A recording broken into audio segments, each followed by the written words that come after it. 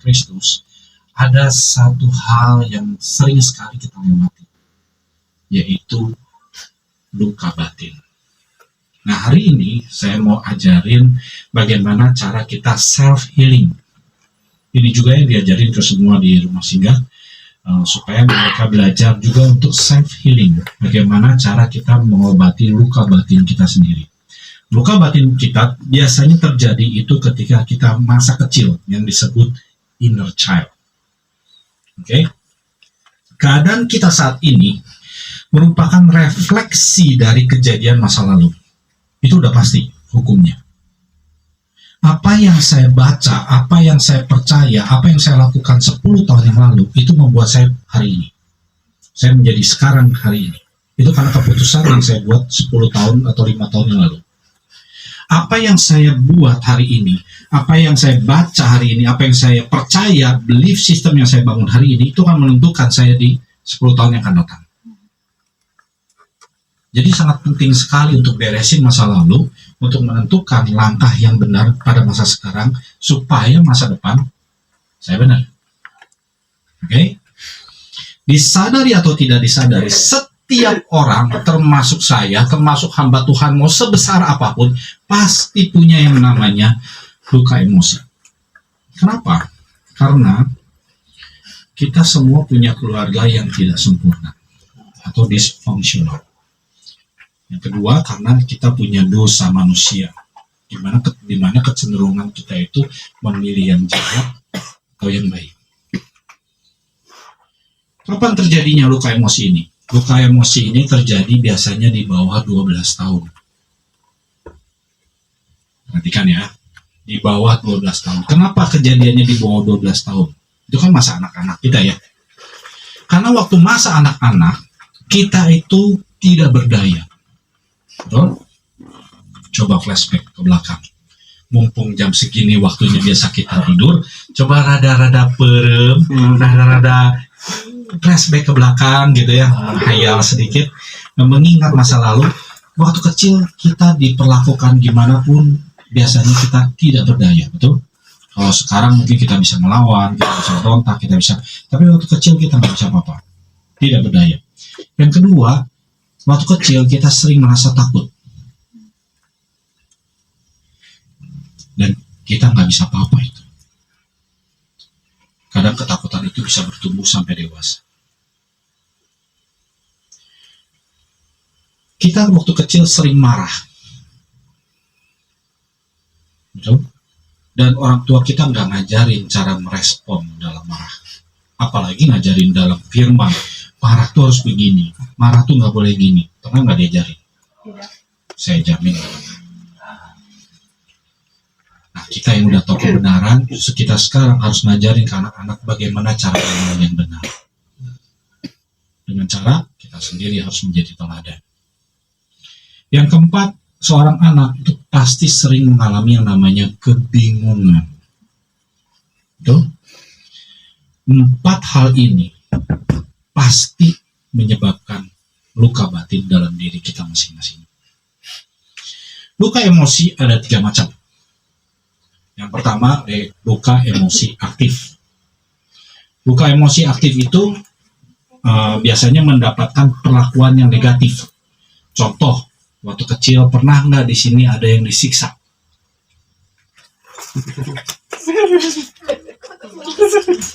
Saya disiksa. Kalau saya sama mama saya disiksa dari kecil, adik saya juga sama. Ada nggak yang pernah dimarahinya secara berlebihan?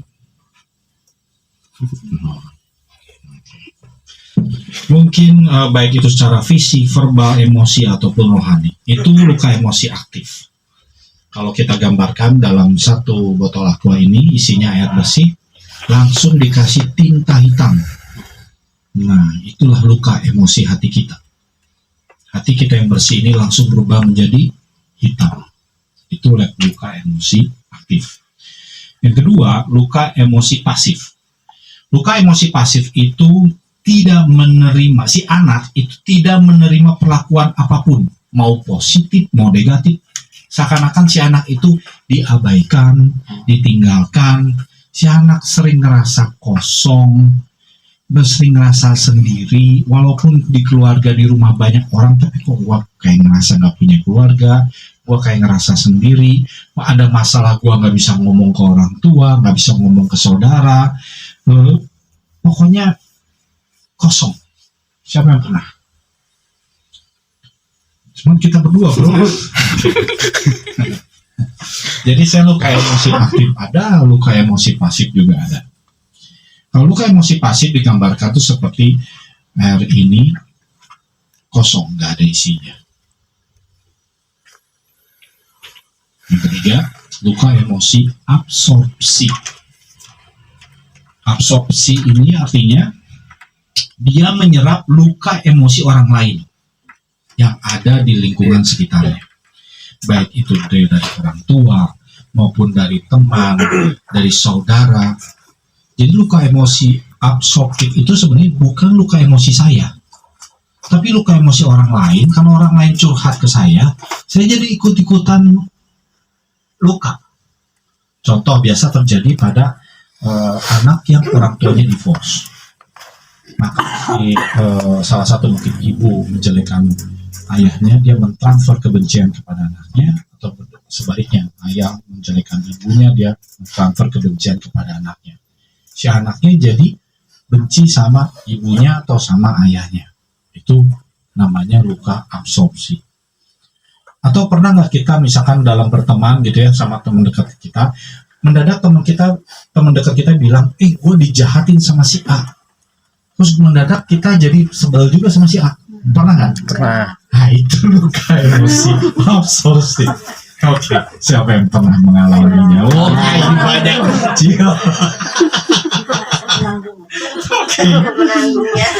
Penanggungan. Besti ya. Oke. Nah ini bahaya nih. Kita nggak sadar kalau itu tuh luka loh. Kita nganggapnya itu wajar. Padahal itu benar-benar luka-luka itu mengganggu perubahan kita menjadi serupa dengan Tuhan. Paham ya?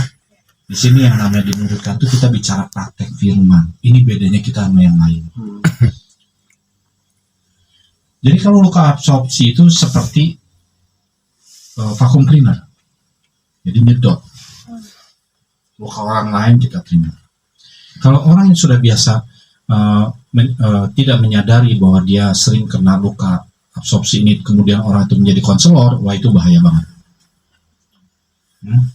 Okay. Luka emosi kita itu akan muncul dalam bentuk overreaction. Jadi kalau misalkan dalam keseharian kita nih, mendadak kita ada reaksi yang berlebihan.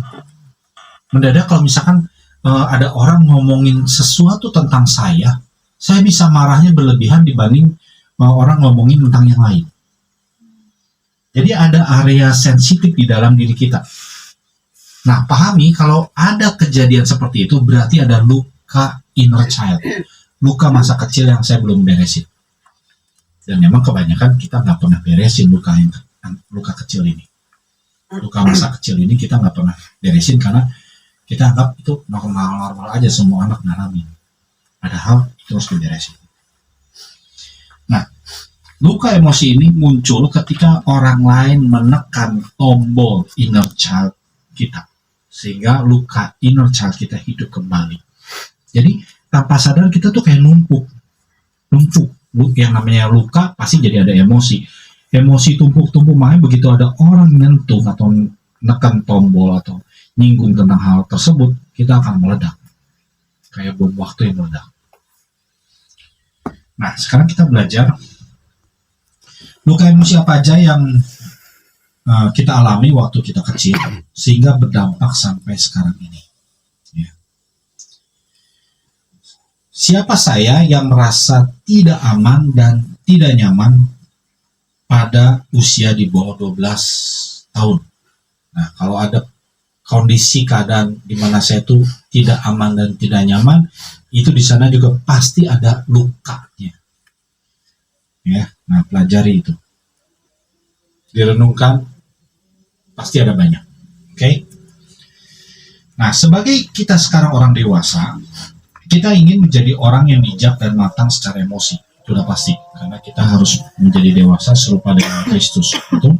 Jadi harus berubah. Nah, tapi kenyataannya kita memiliki inner child di dalam diri kita yang masih kekanak-kanakan dan belum dewasa. Jadi bentuk fisik kita kayak udah tua, kayak contoh saya sekarang udah umur 50 tahun, ABG. Aku berkocap. Tapi sifat saya masih ada yang kayak anak-anak. Nah, berarti itu ada inner child yang belum saya beresin. Nah, ini harus diberesin. Nah, setiap diri kita pasti ada, cuman areanya pasti berbeda-beda. Oke? Nah, ada 8 jenis dinamika inner child. Sebenarnya ada banyak, tapi ini yang umum, yang udah terdeteksi secara umum itu ada 8. Ya. Yang pertama disebut the tantrum. Kalau buat laki-laki tantrum king, buat wanita tantrum queen. Ketahuannya gimana kalau the tantrum ini? Jika dia menginginkan sesuatu, maka harus segera dikabulkan. Tanda-tandanya adalah kita sulit menerima kata-kata tidak boleh, jangan, dilarang, atau nanti. Jadi kalau sekarang nih, misalkan saya ngomong, Brian kamu nggak boleh ini, terus dia di dalam hati nggak berontak, gimana gue dong, hidup gue, misalkan begitu ya. Nah berarti itu ada tantrum. Misal firman Tuhan ngomong, jangan ini, jangan itu. Gak gitu juga kali. Nah itu ada tantrum. Bisa gitu. Kita punya sifat itu sekarang. Karena waktu kecilnya, coba periksa waktu kita kecil, bayangkan, flashback ke belakang. Ada nggak kita sampai nangis-nangis, menjerit, berguling-guling, kalau kita nggak mendapatkan apa yang kita mau? Pernah nggak waktu kecil sampai begitu? Pernah. Jadi nggak aneh kalau sekarang gede kita nggak bisa terima larangan dari orang tua atau dari pendeta atau dari firman Tuhan. Kita punya luka tantrum. Nah ini harus dipulihkan. Ini dari 8 jenis ini, kalian hitung sendiri ya ada berapa ya. Oke. Tantrum 01. Nomor 2, the manipulator. Tanda-tandanya, kita selalu aja ada akal atau cara untuk mendapatkan apa yang kita inginkan. Kita sangat kreatif banget kalau kita pengen sesuatu. Gue pengen tas ini nih. Atau gue pengen sepatu ini. Maka gue akan ngulik gimana caranya ngedapetin duit buat bisa beli ini tas. Nah, ada nggak kita sekarang seperti ini? Kalau ada, kenapa penyebabnya? Karena dari kecil, ya, si anak itu udah dilatih, baik sadar atau nggak sadar, dia pinter pandai merayu orang tuanya. Kan gue udah belajar dengan rajin, mana hadiahnya dong? Mama kan dulu udah pernah janji, selalu si anak tuh selalu dikasih reward. Padahal reward dan punishment itu harus seimbang. Kalau terlalu banyak reward, maka gedenya dia akan menjadi seorang yang manipulator. Nah, ada nggak kita tanda-tanda seperti itu? Kalau ada, berarti kita punya luka ini. Dan manipulator. Ada mungkin? Cuma kita berdua. Oke. Kita berdua paling keren bro. Yang ketiga, the good soldier. The good soldier ini selalu pasang topeng. Selalu pasang muka yang baik-baik saja, senang, menyenangkan, nggak pernah mau konflik, padahal perasaan di dalamnya bertolak belakang. Padahal gue benci banget sama dia, tapi gue topeng. Ada nggak seperti itu? Kalau ada, kenapa bisa terjadi? Karena waktu kecil kita selalu diajarin untuk menutupi semua kelemahan dan kekurangan kita di dalam keluarga. Kita nggak pernah bisa terus terang sama orang tua kita sendiri. Jadi kita banyak ngalamin hidden secret sama keluarga kita sendiri. Ada nggak kejadian seperti itu? Kalau ada, maka gedenya sekarang pasti kita banyak topeng. Ada? Oh my god, kita berdua lagi bro. Kita keren.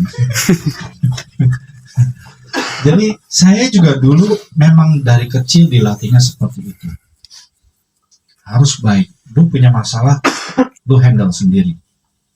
Pokoknya di depan gua lu harus baik. Saya nggak bisa kasih beban ke orang tua. Karena ceritanya orang tua tuh udah terlalu sibuk dengan usahanya sampai nggak pernah ada di rumah dan lain-lain. Jadi saya dari kecil udah dibentuk seperti itu. Puji Tuhan setelah ketemu Tuhan di dalam penjara, Tuhan buka itu semua bahwa itu benar-benar jijik di mata Tuhan. Yang Tuhan mau itu kita berintegritas. Apa yang di sini dengan di sini sama di sini itu sama. Jadi nggak boleh beda. Terus kalau saya nggak senang gimana? Ya nggak apa-apa nggak senang. Tapi kan firman Tuhan udah jelas. Kalau kita ngalamin yang namanya kekesalan, kebencian, perasaan negatif, ayo beresin sebelum matahari terbenam.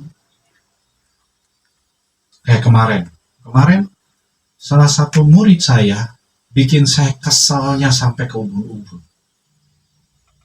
Kemarin dia datang kepada saya dan dia mengakui dia jatuh lagi ke dalam dosa yang sama.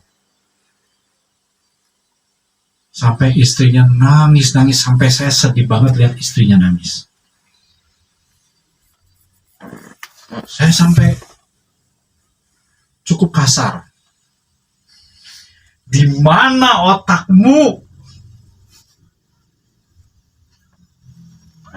Berarti selama ini 3 tahun lebih saya ajarin semuanya kamu sia-sia.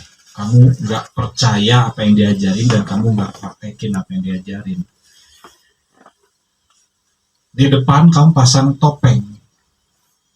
Di depan saya iya ngerti oke, tapi di belakang ternyata enggak. Ya udah, saya harus beresin sebelum matahari terbenam. Udah beres.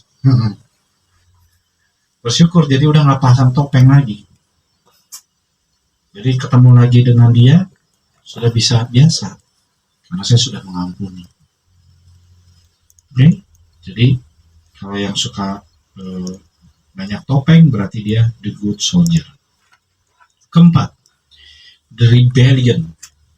Rebellion itu selalu menampilkan tingkah laku yang aneh-aneh, selalu berontak, berusaha untuk melanggar semua peraturan. Ada nggak kita seperti ini? Kalau ada, berarti akarnya apa? Waktu anak-anak, kita pasti biasanya sering kabur lah, sering bolos lah sekolah, udah minum-minum, narkoba, ngerokok, hanya untuk cari perhatian. Kita selalu bikin kenakalan di dalam rumah hanya untuk cari perhatian. Intinya kita fatherless. Anak fatherless udah pasti gedenya berotak. Makanya kalau saya pelayanan penjara itu 90% lebih itu semua kasusnya fatherless. Ada nggak kita seperti ini? Wah, di sini baik-baik semua, puji Tuhan. Aman itu. Udah 4 ya, jadi itu sendiri ya. Kelima, the champion atau the achiever. Tanda-tandanya kita selalu ingin menjadi yang terbaik dalam segala hal. Selalu pengen being the best, bukan do the best. Beda ya. Tuhan tuh ngajarkan kita untuk do the best. Lakukan yang terbaik. Hasil gimana Tuhan? bukan being the best. Kita harus menjadi serupa dengan Tuhan, bukan jadi sama dengan Tuhan. Being the best itu menjadi sama. Selalu pengen jadi yang terbaik. Ada nggak kita punya sifat seperti ini? Kalau ada, akarnya apa? Akarnya waktu kecil, kita dulu selalu dibanding-bandingkan dengan orang lain. Tentang kehebatan orang lain, kesuksesan orang lain, apapun dibandingin. Makanya untuk mendapatkan pengakuan ke orang tua dan penghargaan, dia selalu harus menjadi yang nomor satu. Ada nggak waktu kecil kita seperti ini? Haleluya, saya ada teman. Nggak sendirian. Keenam, the perfectionist. Tandanya kita itu nggak mau melakukan sesuatu kalau belum benar-benar merasa bisa. Kalau udah mau melakukan sesuatu, pasti harus sempurna, tidak boleh ada cacat. Saya kena juga di sini. Saya dulunya perfeksionis habis. Kenapa bisa gitu? Ternyata akarnya adalah waktu anak-anak kita selalu ditertawakan, selalu dihina ketika kita melakukan kesalahan sekecil apapun. Ada nggak kita diperlakukan seperti itu? Kalau ada, nggak aneh kita sekarang besar kita menjadi seorang yang perfeksionis. Ada? Nah, Akhirnya dapat bagian. Akhirnya dapat. Perhatikan ya, udah tahu ya, akarnya itu karena kita waktu kecil tuh sering diketawain, sering dihina dan lain-lain. Itu lukanya. Jadi nanti kita harus pulihkan luka itu. Luka-luka di masa kecil itu harus dipulihkan semuanya. Oke? Ketujuh. Udah 6 ya, periksa sendiri ya, ada berapa? 7. The blamer. Ciri-cirinya adalah kalau begitu ada konflik, ada masalah, kita selalu nyalahin orang lain, nyalahin situasi, walaupun yang salah sebenarnya saya, tapi ininya ke orang lain. Atau bisa juga selalu begitu ada masalah apapun, selalu nyalahinnya diri sendiri dan selalu minta maaf. Ada nggak sekarang sifat seperti itu? Kalau ada, kenapa? Akarnya karena si anak waktu kecil, kita waktu kecil selalu disalahkan atau menjadi kambing hitam dalam setiap masalah. Biasanya kalau dalam keluarga ada yang anak bungsu jadi korban, mau salah apa juga pasti anak bungsu yang salah. Ada juga anak sulung yang jadi korban, apapun yang adiknya salah pasti yang disalahin kokonya. Ada nggak kejadian kayak gitu? Kalau ada, maka gedenya kita akan punya sifat the blamer. Ada? Oh, Kebagian semua kebagian. ini Aman. favorit ternyata ya. Luka favorit ini ternyata. Oke. Terakhir, the savior. Tanda-tandanya adalah jika melihat orang lain bermasalah atau diminta bantuan, maka kita akan berusaha keras untuk menolongnya meski kita sendiri harus berkorban. Kenapa bisa begitu? Karena waktu anak-anak dulu kita selalu diabaikan, gak dianggap, luka emosi pasif. Selalu tidak dilibatkan, dibiarin, gak dibutuhin. Sehingga sekarang gede kita merasa pengen dibutuhin. Makanya selalu menjadi the savior, menjadi penyelamat bagi orang lain. Ada? Oke. Jadi ada 8 jenis, saya ulangi lagi dari pertama. The tantrum king, outquit, the manipulator, the good soldier, the rebellion, the champion atau the achiever, the perfectionist, the blamer, and the savior. Itu dari 8 ini ada berapa? Saya ada 7. Brian ada berapa, Brian? 5. 1. That's good. Aduh.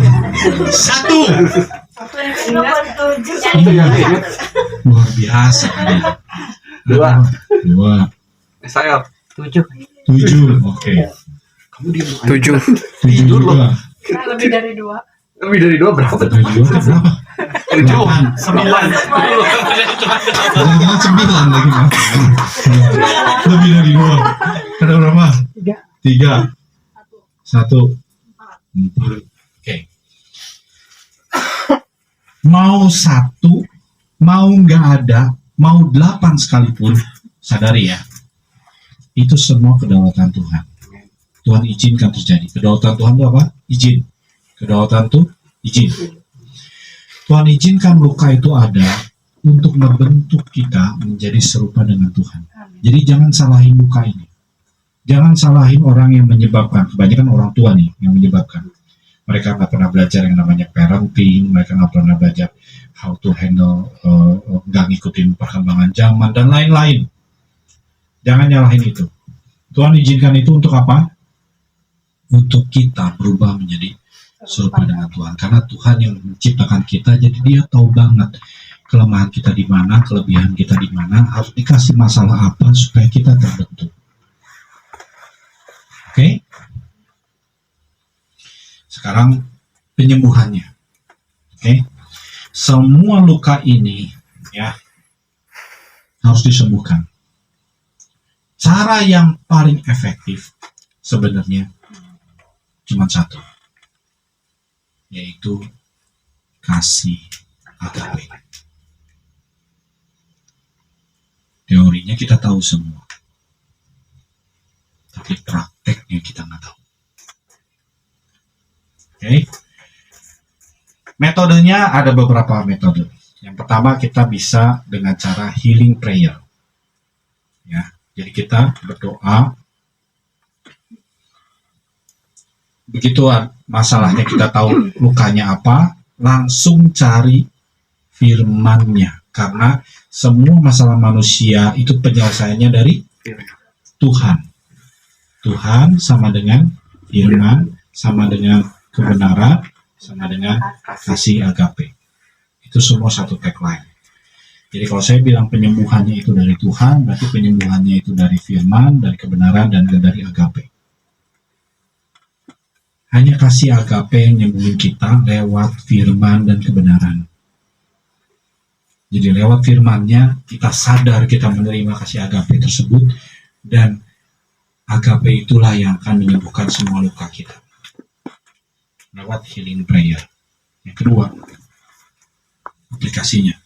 Begitu kita sadar masalahnya, lukanya, langsung cari firman-Nya. Begitu udah dapat firman-Nya, langsung belajar untuk accept. Terima lukanya dan firman-Nya. Praktekkan firman-Nya, lalu move on. Banyak orang yang nggak bisa move on, akhirnya itu yang penyebab depresi. Depresi itu karena dia berpegang pada sesuatu hal di masa lalu, nggak mau dilepasin. Sama kayak mesin pompa nih. Kalau selama airnya mengalir, 24 jam tuh mesin nyala pun nggak masalah. Tapi kalau itu mesin nyala 1 jam aja, tapi airnya nggak ngalir, jebol langsung pompanya. Ya kan? Kenapa bisa gitu? Karena dia berputar pada satu titik. Akhirnya mesinnya panas, jebol. Sama yang depresi juga begitu. Karena dia terus berpegang pada masa lalu, ini yang jebol. Jadi belajar untuk menerima masa lalu dan move on. Cara move on-nya praktekin firman. Jadi firman itu bukan cuma sekedar tahu, dipercaya, itu hanya sebagai knowledge, tapi harus dirubah menjadi being. From knowing become being. Jadi kita harus praktekin firman, move on. Ya, jadi saya ulangi langkah-langkah praktisnya. Pertama kita menyadari dulu masalahnya, aware. Kemudian kita analisa kapan terjadinya, kebohongan iblis apa yang terjadi. Kemudian kita cari firman-Nya. Begitu tahu firman-Nya, langsung kita belajar untuk percaya pada firman tersebut.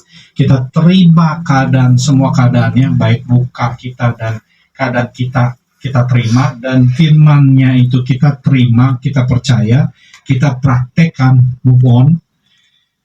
Kemudian kita acceptance, jadi mengganti kebohongan si iblis itu dengan kebenaran firman Tuhan. Kita terima dan kita ampuni. Dan kita ada satu istilah namanya reparenting. Kalau dulu kita waktu kecil mungkin kita nggak dapat teladan yang benar, maka sekarang kita yang gede, kita yang udah tahu kebenaran, kita ngomong kepada diri kita yang masih kecil. Jadi kita flashback ke belakang. Oke, luka kecil saya misalkan dibanding-bandingkan, sehingga saya menjadi seorang yang apa tadi kalau dibanding-bandingin champion, ya. Jadi kalau saya misalnya punya luka selalu dibanding-bandingkan, maka saya ngomong ke diri saya. Waktu saya flashback kan saya masih kecil ya, jadi saya ngomong ke diri saya, kamu nggak layak dibanding-bandingkan.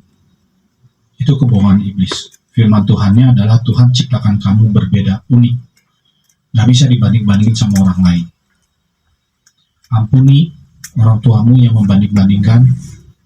Kamu terima apa adanya dirimu karena Tuhan telah menerima dirimu apa adanya. Kamu akan menjadi orang yang berbeda, nggak harus sama seperti orang lain. Karena Tuhan punya misi khusus untuk saya. Itu yang saya lakukan. Waktu saya ketemu Tuhan juga apa yang terjadi? Tuhan bawa saya flashback 3 hari 3 malam. Dia tunjukkan semua kesalahan saya dari kecil sampai ke hari H. Ini kamu salah, itu kamu salah, ini kamu salah, semuanya. Dan Tuhan pulihkan semua kesalahan saya itu lewat firman-Nya. Dari firman terus Tuhan ajar ini praktek firman itu begini. Kamu harus ampuni dia, kamu harus ampuni ini, kamu harus ampuni ini. Ada satu kejadian di mana saya susah sekali untuk mengampuni. Ketika istri saya selingkuhin saya. Tapi di sana saya dikasih waktu sampai matahari terbenam. Saya bilang ini kan bukan masalah sepele ya. Saya diselingkuhin, sakitnya tuh di sini, gitu kan bahasanya ya. Gak mungkin dong sebelum matahari terbenam udah beres. Saya coba segala cara. Saya udah berdoa, baca firman, saya udah semua cara yang Tuhan ajarin saya udah praktekin. Nggak berhasil. Sampai akhirnya setengah 8 malam baru Tuhan bukain. Bukankah saya sudah bukakan semua kesalahanmu? Iya. Berapa kali kamu selingkuhin saya? Waduh. Banyak, ratusan. Bukankah aku telah mengampunimu? Di sana kayak ada satu tetes air gitu, gitu langsung adem. Padahal dari siang sampai ke malam tuh panas, kayak ngebul gitu. Dan ternyata di sana Tuhan nyadarin bahwa nggak ada yang nggak bisa kita lakukan. Kita telah terima pengampunan yang begitu besar dari Tuhan, maka kita harus bisa menyalurkan pengampunan itu ke orang lain. Kita telah menerima kasih agape dari Tuhan begitu banyak, maka kita harus belajar untuk memberikan yang menyalurkannya kepada orang lain. Kalau kita nggak nyalurin, kita akan menjadi laut mati. Seperti lagu tadi. Danau Galilea sama laut mati berasal dari satu sumber mata air yang sama dari Gunung Hebron. Dari gunung itu keluar air ke Danau Galilea dulu. Dari Danau Galilea mengalir lagi ke laut mati. Laut mati nggak ada binatang sama sekali. Di Danau Galilea ada jutaan makhluk hidup. Kenapa bisa? Padahal sumber airnya sama. Karena Danau Galilea mengalirkannya kembali. Dia punya anak sungai banyak, ada 5. 5 yang besar, puluhan yang kecil. Apa yang dia dapat, dia alirkan kembali sehingga Danau Galilea tersebut menjadi hidup. Tapi Laut Mati hanya menerima. Dia cuma menerima. Nggak ada anak sungai.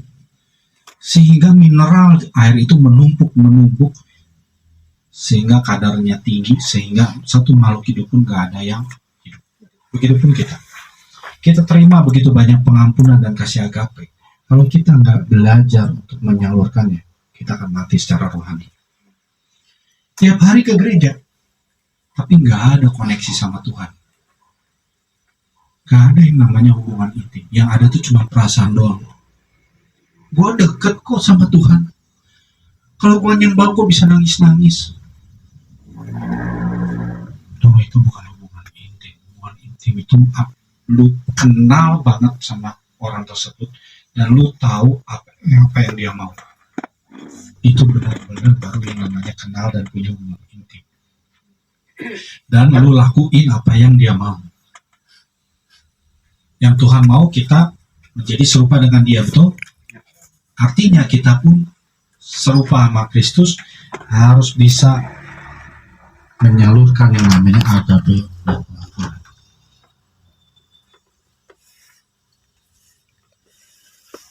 Di luar itu semua, kita pasti konslet.